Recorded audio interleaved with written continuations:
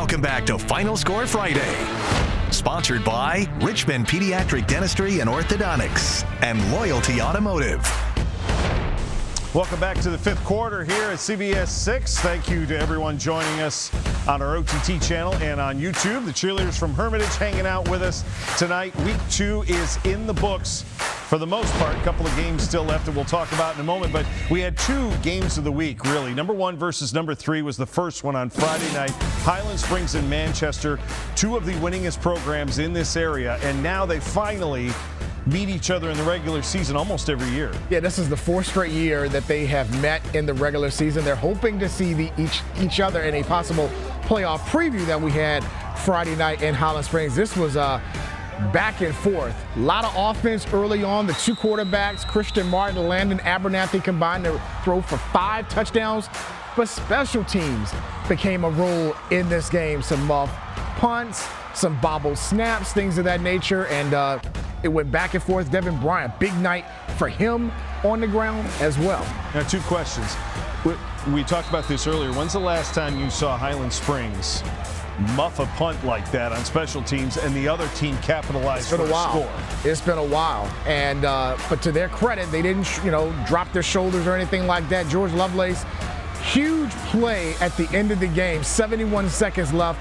5 would-be tacklers could not stop Lovelace on his way to the end zone, and Highland Springs, Coach Johnson called it a dirty victory. Yeah, right. But a win is a win. Not the way they play. No, not the way they play, right. But a win is a win, and they go to 2-0.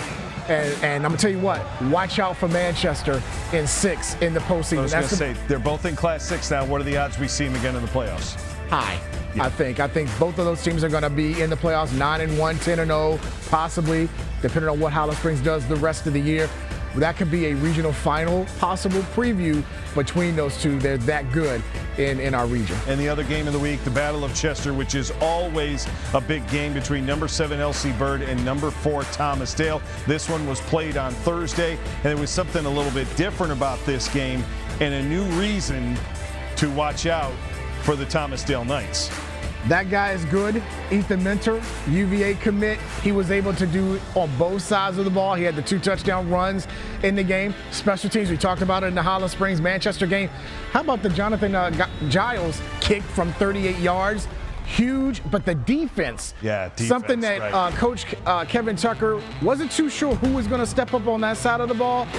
First 2 games, 2 goose eggs for Thomas Dale. Haven't said that in a while either, but they were really, really effective in slowing down LC Bird's ground attack. It was good. They got the yardage, but they slowed them down. They didn't have those big runs we saw the week prior. And only the 4th time in this series history that Thomas Dale has shut out LC Bird, and one of them was a 0-0 tie back in 1980, the first time the 2 of them met. So this doesn't happen a lot, and that should give a lot of teams. Good question. They should be watching this tape throughout the rest of the season. Twice in the last 5 years, both under Coach Kevin Tucker. Remember, Dale is in 6. We talk about Manchester, we talk about Highland Springs and those schools in the beach, and also Freedom. Dale's in 6. They say, don't forget about us in Class 6. Right. They could be a dangerous team as well. And speaking of Freedom, out of Woodbridge, the defending Class 6 state champs, they came down and took on 6th-ranked Varina on Thursday night. And really, Varina, this doesn't happen to this program very much unless, it's their backyard brawl with Highland Springs and one team gets rolling. But Freedom ran out to a 27-0 lead in this game by playing really solid defense and very strong offense. In the first quarter, the first 3 possessions for Varina, they had 3 punts, they had used all 3 of their timeouts, and they had 1 first down. Credit to Marcus Lewis and his team, because in the second half of this game, they came back and they made this a game.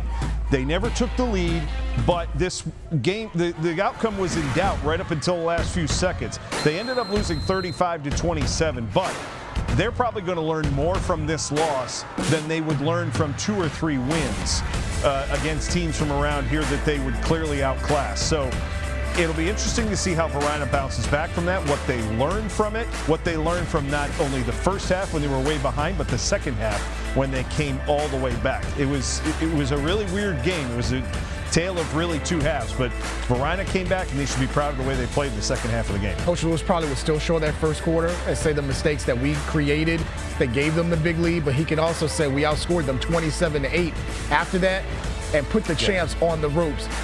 Ford better watch out as well with Varina and Dinwiddie and those folks. That's going to be a good team, and that's going to help them out later this year. And a shout out to the Eagles under first-year head coach Earl Kinney, longtime assistant. He now has the head coaching job at Mills Godwin. They started 2-0 for the first time since 2007 in a real rock fight. Thursday night up at Patrick Henry. Patrick Henry got out ahead 7-0, a long touchdown run. But this game eventually went to overtime, and Godwin used special teams, which we see so many times, with a blocked extra point to win this game and go 2-0 for the first time in 16 years. We also want to give a tip of the cap and a farewell to Chris Norton, longtime photographer here, who is leaving Channel 6. He's going on to a different opportunity, but he stayed for that whole game Thursday night and got us the end of it in overtime. So kudos to Chris. Congrats to Earl Kinney and congrats to Chris as well. Plus, the private schools around here, Collegiate, about that, St. Christopher's, Benedictine getting a huge win on the road at Western Branch. Reigning Region 6A champs going there and beating them by 18. And Trinity has a real big opportunity on Saturday night. They're playing a team in Akron, ranked 23rd in the nation according to Max Prep. So this will be the last chance for the private schools in our area to run the table against public schools that first couple of weeks of the high school season. So Sam Mickens, he's been checking out those other teams to see what they can do the rest of the year. For all your Week 2 scores and highlights, just go to the scoreboard page at WTVR.com. Again, big thanks to the cheerleaders from Hermitage for hanging out with us tonight. We will see you next Friday for Week 3 of Final Score Friday. So long, everyone.